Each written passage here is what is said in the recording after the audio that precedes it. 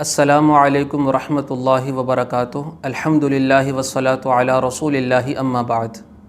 سورہ یوسف میں اللہ تعالیٰ فرماتے ہیں انا انزلناہ قرآنا عربیا لعلکم تعقلون، کہ ہم نے اس قرآن کو عربی میں نازل کیا ہے لعلکم تعقلون، تاکہ تم سمجھ جاؤ۔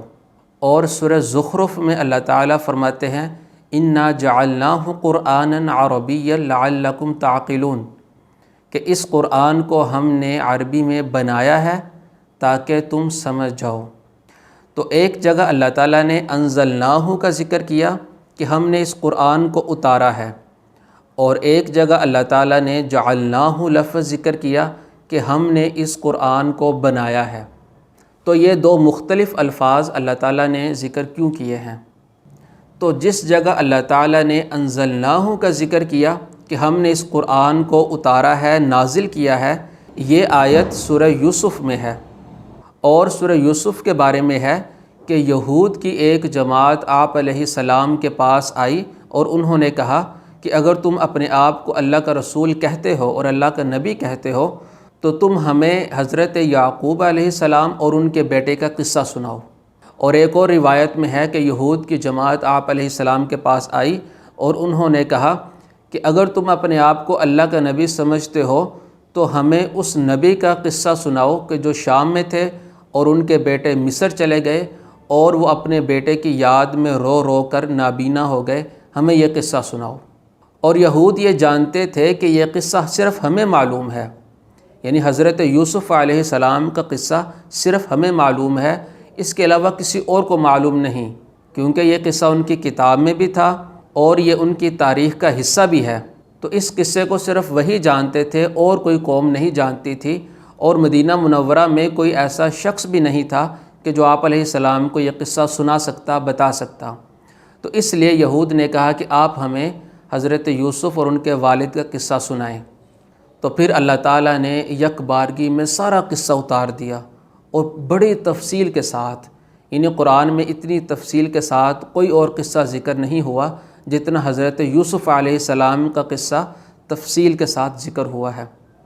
تو اللہ تعالیٰ نے یک بارگی میں سارا قصہ اتار دیا اور پھر آپ علیہ السلام نے ان کو سنا دیا اور بتا دیا۔ تو اس موقع پر اللہ تعالیٰ نے فرمایا انا انزلناہ، کہ ہم نے یہ کتاب اتاری ہے، ہم نے یہ قرآن عربی میں اتارا ہے۔ یعنی اب یہ یہود یہ نہ سمجھے کہ یہ قصہ آپ علیہ السلام نے اپنی طرف سے بنا لیا ہے، اور اہل عرب یہ نہ سمجھے کہ آپ علیہ السلام کو یہ قصہ کہیں اور سے معلوم ہو گیا ہے، بلکہ انہیں اب یقین کر لینا چاہیے کہ یہ کتاب اللہ تعالیٰ کی طرف سے اتری ہے۔ تو اس لیے اللہ تعالیٰ نے یہاں پر انزلناہ کا لفظ ذکر فرمایا کہ ہم نے اس قرآن کو عربی میں اتارا ہے۔ اور سورہ زخرف میں اللہ تعالیٰ فرماتے ہیں انا جعلناہ قرآنا عربیا لعلکم تعقلون، کہ ہم نے اس قرآن کو عربی میں بنایا ہے۔ تو سورہ زخرف کا تعلق مشرکین کے ساتھ ہے۔ اس سورت کے اندر اللہ تعالیٰ مشرکین کو سمجھا رہے ہیں اور انہیں توحید کی دعوت دے رہے ہیں۔ کبھی اللہ تعالیٰ اپنی نشانیوں سے سمجھاتے ہیں اور کبھی اللہ تعالیٰ ان کو عقلی دلائل سے سمجھاتے ہیں، کہیں اللہ تعالیٰ گزشتہ قوموں کا ذکر کر کے سمجھاتے ہیں، اور کہیں پر اللہ تعالیٰ ان مشرکین کی اپنی کرتوت اور اپنی باتوں کا ذکر کر کے سمجھاتے ہیں۔ تو اس صورت کا اصل مرکز مشرکین کو سمجھانا ہے اور ان کو توحید کی دعوت دینا ہے۔ تو سمجھانے کے لیے سب سے ضروری چیز کیا ہوتی ہے؟ سب سے ضروری چیز سمجھانے کے لیے کمیونیکیشن کی زبان کا ایک ہونا ہوتا ہے، کہ ہم اپنی بات جن لوگوں تک پہنچانا چاہ رہے ہیں وہ ہماری زبان کو سمجھتے ہوں، وہ ہماری زبان سے واقفیت رکھتے ہوں، انہیں ہماری بات سمجھ آتی ہو۔ یہ سب سے ضروری چیز ہے۔ تو چونکہ یہاں پر اللہ تعالیٰ مشرکین کو سمجھا رہے ہیں اور مشرکین کی زبان عربی ہے، تو اللہ تعالیٰ نے پہلے ہی واضح کر دیا کہ انا جعلناہ قرآنا عربیا، کہ ہم نے اس قرآن کو تمہارے لیے عربی میں بنایا ہے۔